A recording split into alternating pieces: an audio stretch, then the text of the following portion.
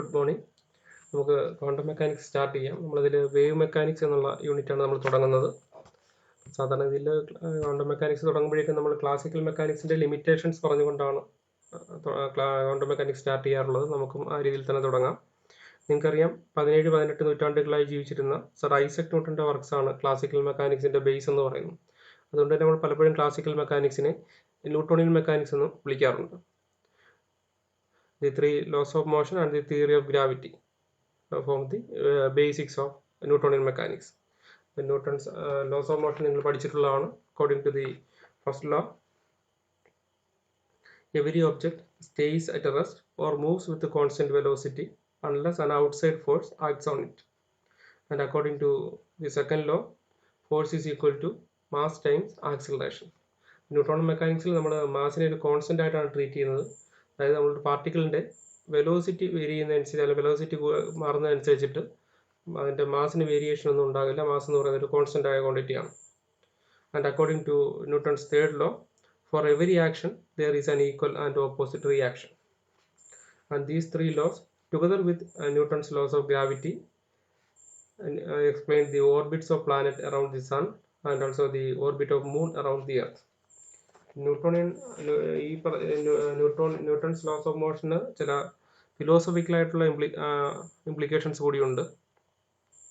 Newtonian mechanics പ്രകാരം നിങ്ങൾക്ക് ഏതെങ്കിലും ഒരു പാർട്ടിക്കിളിൻ്റെ വെലോസിറ്റിയും പൊസിഷനും കൃത്യമായി അറിയാമെങ്കിൽ ഒരു പർട്ടിക്കുലർ ടൈമിന് ശേഷം ഉള്ള ആ പാർട്ടിക്കിളിൻ്റെ പൊസിഷനോ അല്ലെങ്കിൽ അതിൻ്റെ വെലോസിറ്റിയൊക്കെ നമുക്ക് കൃത്യമായി പ്രെഡിക്റ്റ് ചെയ്യാൻ കഴിയും. അതായത് യൂണിവേഴ്സിൽ ഏതെങ്കിലും ഒരു പാർട്ടിക്കിളിൻ്റെ പൊസിഷനും ടൈമും നിങ്ങൾക്ക് കൃത്യമായി അറിയാമെങ്കിൽ ഒരു പർട്ടിക്കുലർ ടൈമിന് ശേഷമുള്ള ആ യൂണിവേഴ്സിൻ്റെ ആ ഒരു പാർട്ടിക്കിളിൻ്റെ ഫ്യൂച്ചർ എന്താണെന്നുള്ളത് നമുക്ക് കൃത്യമായി പ്രെഡിക്റ്റ് ചെയ്യാൻ കഴിയും. ഒന്നുകൂടി വ്യക്തമായി പറഞ്ഞാൽ, യൂണിവേഴ്സിലുള്ള എല്ലാ പാർട്ടിക്കിൾസിൻ്റെയും വെലോസിറ്റിയും പൊസിഷനും നിങ്ങൾക്ക് കൃത്യമായി അറിയാമെങ്കിൽ, അല്ലെങ്കിൽ നിങ്ങൾക്ക് മെഷർ ചെയ്യാൻ കഴിയുമെങ്കിൽ, അല്ലെങ്കിൽ അത് അറിയാവുന്ന ഒരാളുണ്ടെങ്കിൽ ഈ യൂണിവേഴ്സിൻ്റെ ഫ്യൂച്ചർ നമുക്ക് കൃത്യമായി പ്രെഡിക്റ്റ് ചെയ്യാൻ കഴിയും. അപ്പോൾ അതുകൊണ്ട് തന്നെ ന്യൂട്ടോണിയൻ മെക്കാനിക്സ് മുന്നോട്ട് വെക്കുന്നത് ഒരു പ്രെഡിക്റ്റബിൾ ആയിട്ടുള്ള ഒരു യൂണിവേഴ്സ് എന്നുള്ള കൺസെപ്റ്റാണ് ന്യൂട്ടോണിയൻ മെക്കാനിക്സ് മുന്നോട്ട് വെക്കുന്നത്. ഇതിനെ നമ്മൾ ഡിറ്റർമിനിസ്റ്റിക് വ്യൂ എന്നും പറയാറുണ്ട്. So according to Newtonian mechanics, universe is evolving through a predictable path.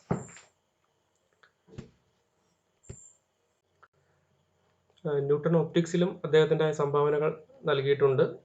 ആ കാലഘട്ടത്തിൽ രണ്ട് തരത്തിലുള്ള ലൈറ്റുമായി ബന്ധപ്പെട്ട് രണ്ട് തരത്തിലുള്ള തിയറീസ് ആയിരുന്നു നിലവിലുന്നത്. ഒന്ന് ഡെക്കാർത്തസ് പ്രപ്പോസ് ചെയ്ത കോർപ്പസ്കുലാർ തിയറിയാണ്. And according to the corpuscular theory, light is made up of small discrete particles called corpuscles. മറ്റൊന്ന് ഹൈഗൻസ് മുന്നോട്ട് വെച്ച വേവ് തിയറിയാണ്. According to him, light is not a stream of particles but a wave propagating through an invisible substance called ether. Newton was a supporter of corpuscular theory. അതുകൊണ്ട് തന്നെ ആ കാലഘട്ടത്തിൽ corpuscular തിയറിക്കാണ് വലിയൊരു അക്സെപ്റ്റൻസ് ഉണ്ടായിരുന്നത്. So light behaves like A particle. പക്ഷെ പിന്നീട് 1801 Thomas E young double slit experiment design ചെയ്യുന്നത്. അപ്പോൾ ഇതിൻ്റെ റിസൾട്ട് നിങ്ങൾക്ക് അറിയാവുന്നതാണ്. നമുക്ക് കിട്ടുന്നത് ഒരു ഇന്റർഫറൻസ് പാറ്റേൺ ആണ്. അപ്പോൾ ഒരു ഇന്റർഫറൻസ്, ലൈറ്റും ഡാർക്കുമായിട്ടുള്ള ഇന്റർഫറൻസ് പാറ്റേൺസ് നമ്മൾ ഒബ്സർവ് ചെയ്യണമെങ്കിൽ ലൈറ്റിൻ്റെ വേവ് നേച്ചർ ഉണ്ടെങ്കിൽ മാത്രമേ നമുക്ക് ഇന്റർഫറൻസ് പാറ്റേൺ ഒബ്സർവ് ചെയ്യാൻ കഴിയുള്ളൂ. അതുകൊണ്ട് തന്നെ 20-ാം നൂറ്റാണ്ടിൻ്റെ ആദ്യകാലമായപ്പോഴേക്കും വേവ് തിയറിയാണ് കൂടുതൽ അക്സെപ്റ്റൻസ് ഉണ്ടായിരുന്നത്. So at the beginning of 20th century, everybody accepted that light was a form of wave motion propagated through ether. So നമ്മൾ ന്യൂട്ടോണിയൻ മെക്കാനിക്സ് പറഞ്ഞപ്പോഴേക്കും നമ്മൾ പറഞ്ഞു, ഇവിടെ ഒരു ന്യൂട്ടോണിയൻ മെക്കാനിക്സ് ഒരു റിയലിസ്റ്റിക് വ്യൂ ആണ് മുന്നോട്ട് വെച്ചിരുന്നത്. അതുപോലെ തന്നെ 20-ാം നൂറ്റാണ്ടിൻ്റെ ആദ്യ കാലഘട്ടമായപ്പോഴേക്കും നമുക്ക് വേണമെങ്കിൽ പറയാം ഒരു ഡ്യൂവലിസ്റ്റിക് ഫിലോസഫിയാണ് നിലവിലുണ്ടായിരുന്നത്. അതായത് നമുക്ക് എല്ലാ മെറ്റീരിയൽ ഒബ്ജക്ട്സിനെയും എല്ലാം പ്രോപ്പർട്ടീസ് അതിൻ്റെ മെറ്റീരിയൽ ഒബ്ജക്ട്സിനെ പാർട്ടിക്കിൾ എന്നുള്ള രീതിയിൽ കണ്ടുകൊണ്ട് നമുക്ക് എക്സ്പ്ലെയിൻ ചെയ്യാൻ പറ്റും. അതുപോലെ തന്നെ എല്ലാ ഇലക്ട്രോമാഗ്നറ്റിക് റേഡിയേഷൻസ്, അതായത് ലൈറ്റ് അടക്കമുള്ള ഇലക്ട്രോമാഗ്നറ്റിക് റേഡിയേഷൻസിൻ്റെ പ്രോപ്പർട്ടീസ് എല്ലാം അതിൻ്റെ വേവ് നേച്ചർ വെച്ചുകൊണ്ട് നമുക്ക് കൃത്യമായി ഡിഫൈൻ ചെയ്യാൻ കഴിയും. അടുത്തത് നമുക്ക് ബ്ലാക്ക് ബോഡി റേഡിയേഷൻ എന്താണെന്ന് ഡിസ്കസ് ചെയ്യാം. So the kinetic theory of heat considered heat to be the result of random motion of the numerous individual molecules of which all material bodies are formed. And you have studied the equipartition theorem, which can be derived mathematically from the Newtonian laws of motion. Equipartition theorem പറയുന്നത് നിങ്ങളൊരു gas container നിങ്ങൾ consider ചെയ്യുകയാണെങ്കിൽ അതിനകത്തുള്ള gas molecules collide ചെയ്യും. അപ്പോൾ ആ ഒരു കൊളീഷന്റെ ഫലമായിട്ട് അവരുടെ എനർജിയുടെ എക്സ്ചേഞ്ചിങ് നടക്കും. അപ്പോൾ ഇത്തരത്തിലുള്ള ഒരുപാട് കൊളീഷൻ വഴി ഈ എനർജി ഈക്വലായിട്ട് ഷെയർ ചെയ്യപ്പെടാനുള്ള സാധ്യതയുണ്ട്. അപ്പോൾ അതുകൊണ്ട് തന്നെ ആവറേജ് കൈനറ്റിക് എനർജി എന്ന് പറയുന്നത് ഏതാണ്ട് ഒരു ആവറേജ് കൈനറ്റിക് എനർജി നമുക്ക് അതുകൊണ്ട് ഒരു ആവറേജ് കൈനറ്റിക് എനർജി നമുക്ക് ഡിഫൈൻ ചെയ്യാവുന്നേ ഉള്ളൂ. ഒരു കണ്ടെയ്നറിൽ ടോട്ടൽ എനർജി ഇയും അതുപോലെ നമ്പർ ഓഫ് മോളിക്യൂൾസ് എന്നും ആണെങ്കിൽ ആവറേജ് കൈനറ്റിക് എനർജി എന്ന് പറയുന്നത് E/N ആയിരിക്കും. ഇവിടെയും ശ്രദ്ധിക്കേണ്ട ഒരു കാര്യം, നമ്മളൊരു മിക്സർ ഓഫ് ഗ്യാസ് ആണ് കൺസിഡർ ചെയ്യുന്നതെങ്കിൽ, അതായത് ഹൈഡ്രജന്റെയും ഓക്സിജന്റെയും ഒരു മിക്സർ ആണ് നിങ്ങൾ കൺസിഡർ ചെയ്യുന്നതെങ്കിൽ ഇവിടെ ഓക്സിജൻ കുറെ കൂടി മാസീവായിട്ടുള്ള ഗ്യാസ് ആണ്. അപ്പൊ അതുകൊണ്ട് തന്നെ കൈനറ്റിക് എനർജിയാണ് ആൾമോസ്റ്റ് സെയിം ആകുന്നത്. അതുകൊണ്ട് ഹയർ മാസ് ഉള്ള ഓക്സിജന്റെ വെലോസിറ്റി ലോവർ മാസ് ഉള്ള ഹൈഡ്രജനോട്ട് കമ്പയർ ചെയ്യുമ്പോഴത്തേക്കും കുറവായിരിക്കും. എങ്കിൽ മാത്രമേ അതിന്റെ average kinetic energy value same ആയി നിലനിൽക്കുന്നുള്ളൂ. So the equipartition law gives the average distribution of energy among members of a large number of particles, but the velocity and energy of individual particles may deviate from the average value. ഈ തരത്തിൽ individual ആയിട്ടുള്ള പാർട്ടിക്കിൾസിന്റെ kinetic എനർജിയോ അല്ലെങ്കിൽ അതിന്റെ individual ആയിട്ടുള്ള പാർട്ടിക്കിൾസിന്റെ വെലോസിറ്റിയും എനർജിയും ഒക്കെ deviate ചെയ്യാം. അതിനെ കൃത്യമായ ഒരു ഗ്രാഫിക്കലായിട്ട് റെപ്രസെന്റ് ചെയ്തത് ജെയിംസ് ക്ലാർക്ക് മാക്സ്വെൽ ആണ്. He put forward the idea that the average velocity of molecules increases proportional to temperature. Temperature അനുസരിച്ചിട്ട് ഈ ആവറേജ് വെലോസിറ്റി ഇൻക്രീസ് ചെയ്യാം എന്നാണ് ജെയിംസ് ക്ലാർക്ക് മാക്സ്വെൽ പ്രപ്പോസ് ചെയ്തത്. നമ്മളൊരു ഗ്രാഫിക്കലായിട്ട് നമ്മൾ റെപ്രസെന്റ് ചെയ്യുമ്പോഴേക്കും നമ്മൾ എക്സ് ആക്സിസിൽ വെലോസിറ്റി ഓഫ് മോളിക്യൂൾസിനെ നമ്മൾ റെപ്രസെന്റ് ചെയ്യുന്നു. അതുപോലെ തന്നെ വൈ ആക്സിസിൽ നമ്പർ ഓഫ് മോളിക്യൂൾസുമാണ് റെപ്രസെന്റ് ചെയ്യുന്നതെങ്കിൽ നമുക്ക് കിട്ടുന്ന ഏതാണ്ട് ഈ രീതിയിലുള്ള ഗ്രാഫ് ആയിരിക്കും. ഇത് lower temperature some 100 kelvin, let it be some 400 kelvin. അതായത് ടെമ്പറേച്ചർ ഇൻക്രീസ് ചെയ്യുന്നതനുസരിച്ചിട്ട് ഈ ഒരു മാക്സിമം നമ്പർ ഓഫ് മോളിക്യൂൾസിന് കറസ്പോണ്ടിങ് ആയിട്ടുള്ള വെലോസിറ്റി, ഈ ഒരു വെലോസിറ്റിക്ക് റൈറ്റ് സൈഡിലേക്ക് ഒരു ഷിഫ്റ്റ് ഉണ്ടാവും. ഈ ഒരു കൈനറ്റിക് തിയറി വലിയ സക്സസ് ആയിരുന്നു. പല ഫിനോമിനൻസും വളരെ കൃത്യമായി കൈനറ്റിക് തിയറി വെച്ച് നമുക്ക് എക്സ്പ്ലെയിൻ ചെയ്യാൻ കഴിഞ്ഞു. So towards the end of the 19th century, Rayleigh and Jeans attempted to extend this statistical method to the problem of thermal radiation. കാരണം നമ്മൾ തെർമൽ റേഡിയേഷന്റെ കേസിൽ നമുക്ക് ഇതുപോലെ തന്നെ ഒരു ഗ്രാഫ് നമുക്ക് വരച്ചു നോക്കാം. പക്ഷെ ഇവിടെ നമ്മൾ തെർമൽ റേഡിയേഷൻ ആയതുകൊണ്ട് തന്നെ ഇവിടെ നമ്മൾ കൺസിഡർ ചെയ്യുന്നതിന്റെ എക്സ് ആക്സിൽ കൺസിഡർ ചെയ്യുന്നതിന്റെ ഫ്രീക്വൻസിയാണ്. ഫോർ എക്സാമ്പിൾ ഇപ്പം റെഡ് ആണെങ്കിൽ അതിന് കറസ്പോണ്ടിങ് ആയിട്ടൊരു ഫ്രീക്വൻസി ഉണ്ടാകും, അല്ല ബ്ലൂ ആകുമ്പോഴേക്കും അതിന് കറസ്പോണ്ടിങ് ആയ ഫ്രീക്വൻസി ഉണ്ടാകും. അപ്പോൾ ലൈറ്റ്ലി ഇതിനുണ്ടാകുന്ന തെർമൽ റേഡിയേഷന് അതിന്റെ കളർ അനുസരിച്ചിട്ട് അതിന്റെ ഫ്രീക്വൻസി വേരി ചെയ്യാം.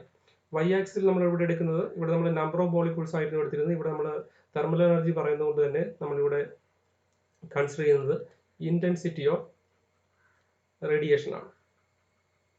ഇവിടെ നമുക്ക് കിട്ടുന്നത് ഏതാണ്ട് ഈ രീതിയിലൊരു ഗ്രാഫാണ്.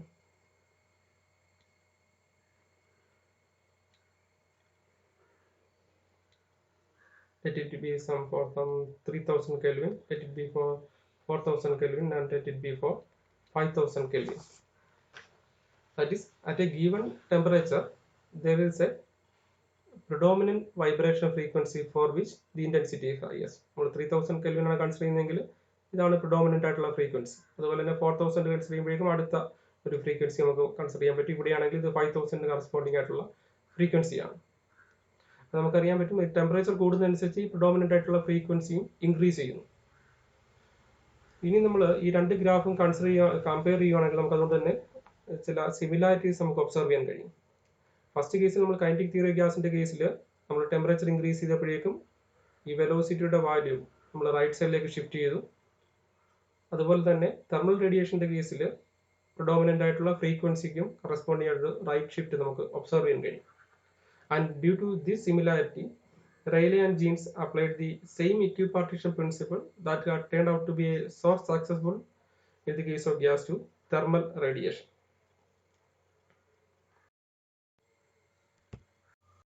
So the total available energy of radiation is distributed equally among all possible vibration frequencies. The wave motion pattern in a cubical enclosure is formed by the superposition of various standing waves having their nodes on the walls of the enclosure. നമ്മളൊരു ഒന്നുകൂടി explain ചെയ്യുന്നതിന് ഏറ്റവും simple ആയിട്ടുള്ളൊരു case നമ്മൾ consider ചെയ്യുകയാണ്. ഒരു 1 dimensional കേസാണ് നമ്മൾ കൺസിഡർ ചെയ്യുന്നത്. ഇതൊരു സ്ട്രിങ്ങിനെ നമ്മൾ രണ്ട് എൻഡിൽ ഫിക്സ് ചെയ്തിരിക്കുകയാണ്. അപ്പോൾ ഇതിൽ പോസിബിൾ ആയിട്ടുള്ള വൈബ്രേഷൻസ് ഏതൊക്കെയാണ്? ഒന്നുകിൽ ഒരു ഹാഫ് വേവ് പോസിബിൾ ആണ്, അല്ലെങ്കിൽ 2 ഹാഫ് വേവ്സ് പോസിബിൾ ആണ്, അല്ലെങ്കിൽ 3 ഹാഫ് വേവ്സ് പോസിബിൾ ആണ്. ഇതുപോലെ അപ്പോൾ ഇത് ഒരു ഹാഫ് വേവ് ആണ് എന്ന് പറയുന്നത്, 2 ഹാഫ് വേവ് ഉണ്ട് ഇവിടെ 3 ഹാഫ് വേവ് ആണുള്ളത്. ഇതുപോലെ എത്ര ഓപ്ഷൻസ് ഉണ്ടെന്ന് വെച്ചാൽ infinite number of options are there. അതുപോലെ തന്നെ നമ്മൾ ഓവർടോൺ കൺസിഡർ ചെയ്യുമ്പോൾ ഇതുപോലെ തന്നെയാണ്. There will be double, triple or million fold of the basic tones are possible. So if E is the total amount of radiant energy available in the container, equipartition principle will lead to the conclusion that each individual vibration will be allotted E by infinity of amount, E by infinity energy. കാരണം നമ്മളൊരു gas മോളിക്യൂൾസിൻ്റെ കേസിൽ നമ്മൾ equipartition theory apply ചെയ്തപ്പോഴത്തേക്കും total energy ഇയും number of molecules എന്നും ആയിരുന്നു. അതുകൊണ്ട് തന്നെ ഇ ബൈ എൻ എനർജിയാണ് ഷെയർ ചെയ്യപ്പെടുന്നത്, നമ്മൾ പറഞ്ഞ എനർജി. ഇവിടെ നമ്മൾ പറയുമ്പോഴത്തേക്കും ഇ ആണ് ടോട്ടൽ എനർജി, പക്ഷെ ഇവിടെ infinite number of vibrations possible ആണ്. അതുകൊണ്ട് തന്നെ ഇത്രയും amount E by infinity amount of energy എന്ത് ചെയ്യേണ്ടി വരും? എല്ലാ മോളിക്യൂൾസിനും ഈക്വൽ ആയിട്ടാണ് നമ്മൾ, എല്ലാ വൈബ്രേഷൻ സ്റ്റേറ്റിനും ഈക്വൽ ആയിട്ടാണ് നമ്മൾ എനർജി ഷെയർ ചെയ്യുന്നത്. അതുകൊണ്ട് തന്നെ ഇ ബൈ ഇൻഫിനിറ്റി എന്ന് പറയുന്ന ആ പർട്ടിക്കുലർ എമൗണ്ട് ഓഫ് എനർജി എല്ലാ വൈബ്രേഷൻ സ്റ്റേറ്റിലും ഷെയർ ചെയ്യപ്പെടും. ഇവിടെ നമ്മൾ ഫേസ് ചെയ്യുന്ന അടുത്തൊരു പ്രോബ്ലം എങ്ങനെ ഈ എനർജി ഷെയർ ചെയ്യും എന്നുള്ളതാണ്. ഗ്യാസ് മോളിക്യൂൾസിൻ്റെ കേസിൽ ഇ ബൈ എൻ എന്ന് പറയുന്ന ആ ഒരു എനർജി നമ്മൾ ഷെയർ ചെയ്തത് ഗ്യാസ് മോളിക്യൂൾസ് തമ്മിലുള്ള കൊളിഷൻ കാരണം ആ എനർജിയുടെ എക്സ്ചേഞ്ച് പോസിബിൾ ആയിരുന്നു. പക്ഷെ ഇവിടെ നമ്മൾ പറയുന്നത് തെർമൽ റേഡിയേഷൻ ആണ്. അപ്പോൾ തെർമൽ റേഡിയേഷൻ അല്ലെങ്കിൽ ലൈറ്റിൻ്റെ കേസിൽ 2 ലൈറ്റ് വേവ്സ് ക്രോസ് ചെയ്താൽ ഒരിക്കലും അവ തമ്മിലുള്ള എനർജി എക്സ്ചേഞ്ച് നടക്കുന്നില്ല. അപ്പോൾ അതുകൊണ്ട് തന്നെ നമ്മളിവിടെ പുതിയൊരു കോൺസെപ്റ്റ് കൂടി നമ്മൾ കൊണ്ടുവരുന്നു, അതായത് റെസൊണേറ്റർ.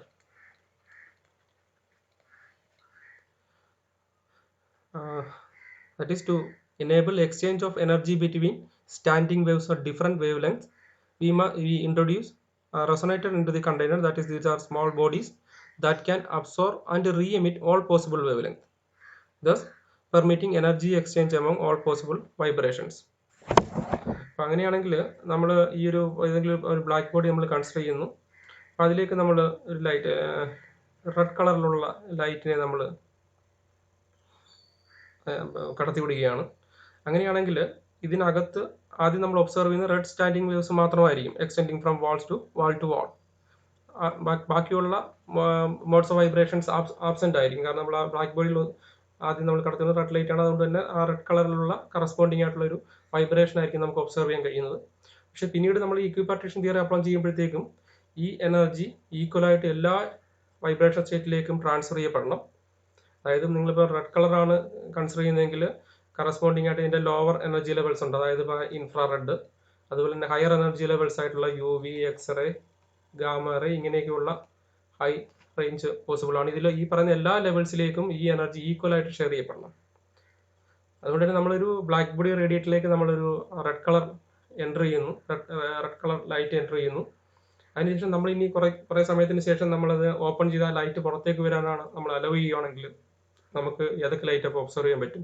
ഇൻഫ്രാറെഡ്, അതായത് ഈ ലോവർ ഫ്രീക്വൻസി റേഞ്ച് മുതൽ ഹൈ ഫ്രീക്വൻസി ഉള്ള അൾട്രാവയലറ്റ്, എക്സ്റേയും ഗാമ റേയും വരെയുള്ള എല്ലാം പോസിബിൾ ആണ്. ഇത് ഒരിക്കലും കൃത്യമായൊരു എക്സ്പ്ലനേഷൻ അല്ല. പിന്നെ നമ്മൾ അൾട്രാവയലറ്റ്, ഒരു പ്രോബ്ലത്തെ നമ്മൾ അൾട്രാവയലറ്റ് കാറ്റാസ്ട്രോഫി എന്ന് നമ്മൾ പറയാറുണ്ട്. And this problem of ultraviolet catastrophe of radiation was solved by Max Planck. According to him, the danger of ultraviolet catastrophe can be avoided if one postulates that the energy of electromagnetic waves can exist only in the form of certain discrete packages or quanta, the energy content of each package being directly proportional to the corresponding frequency. നമ്മൾ ഒരു എനർജിയെ നമുക്കിപ്പോൾ HNU ആയിട്ട് നമുക്ക് treat ചെയ്യാം. ഒരു quantum of ഒരു പാക്കേജിൻ്റെ ഈ HNUവിൻ്റെ multiply ആയിട്ട് മാത്രമേ നമുക്ക് എനർജി അബ്സോർബ് ചെയ്യാനോ എമിറ്റ് ചെയ്യാനോ കഴിയത്തുള്ളൂ. അപ്പം ഇക്വിപാർട്ടിഷൻ തിയറിയിൽ നിന്ന് പ്ലാങ്ക്സിൻ്റെ തിയറിയിലേക്ക് വരുമ്പോഴുള്ള വ്യത്യാസം ഇത് തന്നെയാണ്. ഇക്വിപാർട്ടിഷൻ തിയറിയിൽ നമുക്ക് എനർജിയുടെ ഏത് ഡിസ്ക്രീറ്റ് എനർജിയുടെ ഏത് വാല്യൂസ് വേണമെങ്കിലും നമുക്ക് നമ്മുടെ ഓസിലേറ്ററിനെ അബ്സോർബ് ചെയ്യുകയോ എമിറ്റ് ചെയ്യുകയോ ചെയ്യാം. പക്ഷേ പ്ലാങ്ക് അതിനെ ഒന്ന് റെസ്ട്രിക്റ്റ് ചെയ്യുന്നു. ഏത് എനർജി ലെവലിനെയും അബ്സോർവ് ചെയ്യുകയോ എമിറ്റ് ചെയ്യുകയോ പോസിബിൾ അല്ല. എച്ച് ന്യൂവിൻ്റെ മൾട്ടിപ്പിൾസിനെ മാത്രമേ അബ്സോർവ് ചെയ്യുകയോ ഇമിറ്റ് ചെയ്യുകയോ ചെയ്യാൻ കഴിയുള്ളൂ. അപ്പോൾ ഈ ഒരു പർട്ടിക്കുലർ കേസിൽ എച്ച് എന്ന് പറയുന്ന ഒരു കോൺസ്റ്റൻ്റ് ആണ്.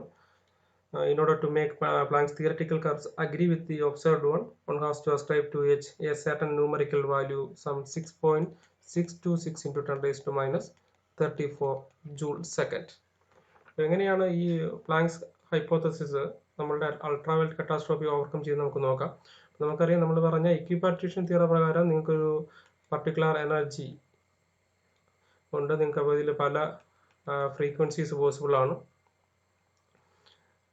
അപ്പോൾ അങ്ങനെ വരുമ്പോഴേക്കും ഈ എനർജി എല്ലാ ഫ്രീക്വൻസീസിനും ഈക്വലായിട്ട് ഡിസ്ട്രിബ്യൂട്ട് ചെയ്യുകയാണ് ചെയ്യുന്നത്.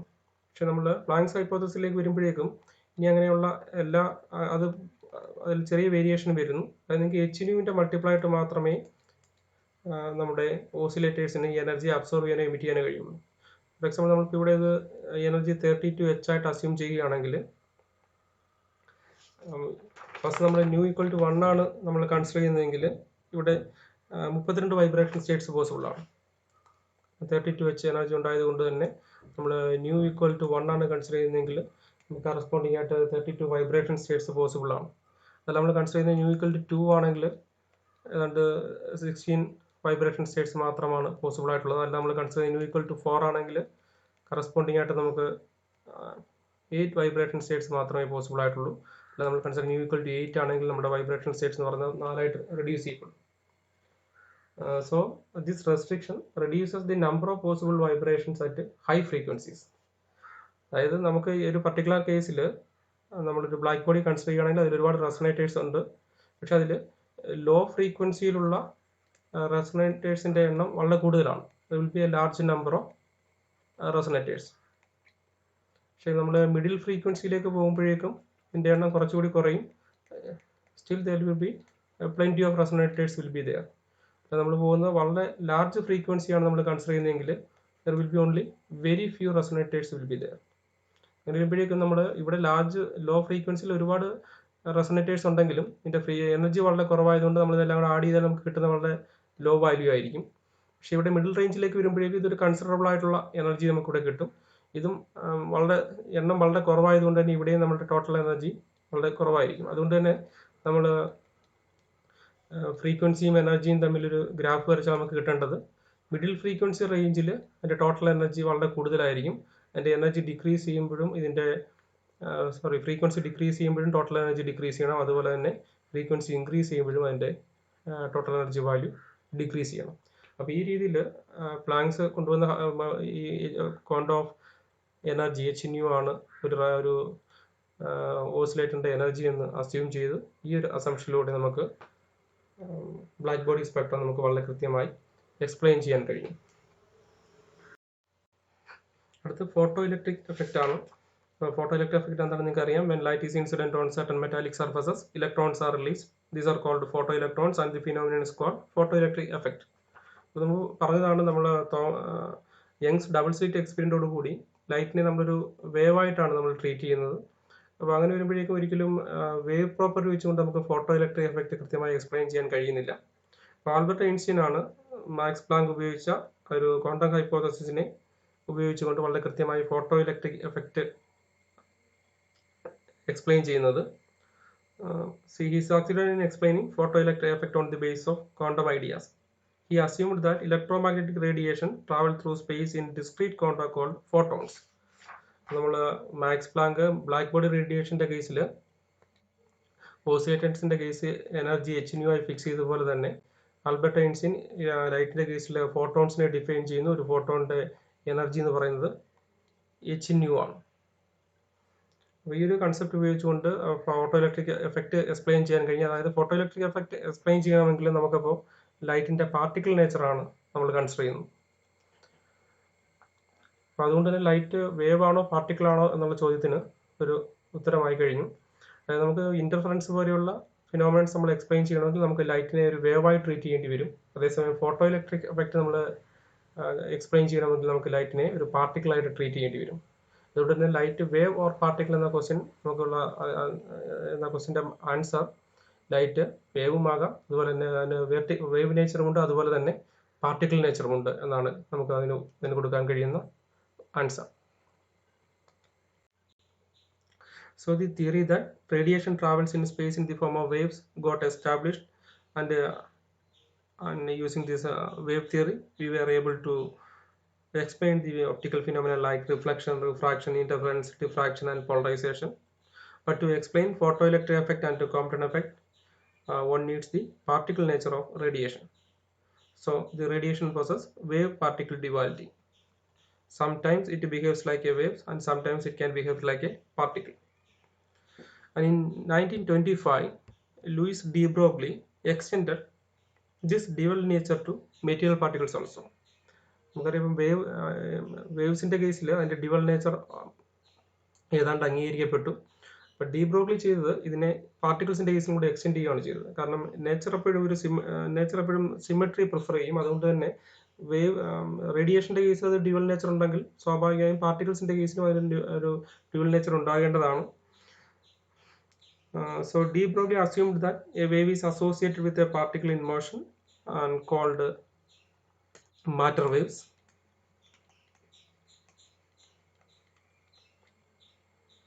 Which may be regarded as localized with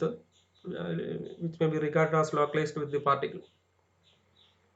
And the wavelength of this matter waves is given by lambda equal to h by p or equal to h by mv. Here m is the mass of the particle and v is the velocity of the particle. And this relation is called de Broglie relation. നമുക്ക് ഇന്നത്തെ class നമുക്ക് തൽക്കാലം ഇവിടെ അവസാനിപ്പിക്കാം. Thank you.